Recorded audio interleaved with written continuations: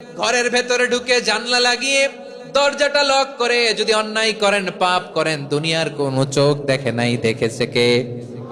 পর্দার আড়ালে যে যদি পাপ করেন, দেখে নাই, দেখেছে কে? গহীন সাগর তলে ঢুকেও যদি অন্যায় করেন, কেউ দেখে না, সেটা দেখেন কে? আপনি কি ভাবছেন আটলান্টিক মহাসাগরের ভিতরে চলে গেলে তার আল্লাহ দেখবে না? প্রিয় বারোয়াখালীবাসী, আপনারা ওশেন গেট কোম্পানি নাম শুনছেন? ওশেন গেট, তারা এই যে টিটান সাবমার্সিবল একটা সাবমেরিনের মতো বানাইছিল, যেটা টাইটানিক জাহাজের ভগ্নাংশ দেখার জন্য অনেক লোক যে মারা গেছিল না, ওটা সাগরের একেবারে গহীনে চলে যায়। এই টিটান সাবমার্সিবল দিয়ে সাগরের একেবারে গহীনে চলে যাওয়া যায়।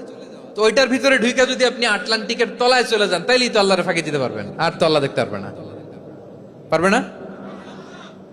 সাগরের অতল গহ্বরে চলে গেল, পাহাড়ের সুরঙ্গের ভেতরে ঢুকে গেল, মহাকাশ স্টেশন পাড়ি দিয়ে মঙ্গলে পানি জমালেও আমার আল্লাহর চোখ কঠিন কালেও ফাঁকি দেয়া যাবে।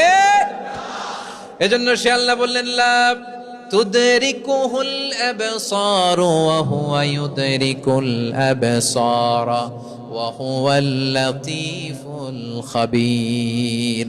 আমার আল্লাহ দৃষ্টির আয়ত্তে নন, কিন্তু দুনিয়ার সব দৃষ্টি আমার আল্লাহর আয়ত্তে, ঠিক কিনা? সূক্ষ্মদর্শী, সূক্ষ্ম থেকে সূক্ষ্ম পাপ কাজ যেভাবে যেমনটি করেন সব দেখেন।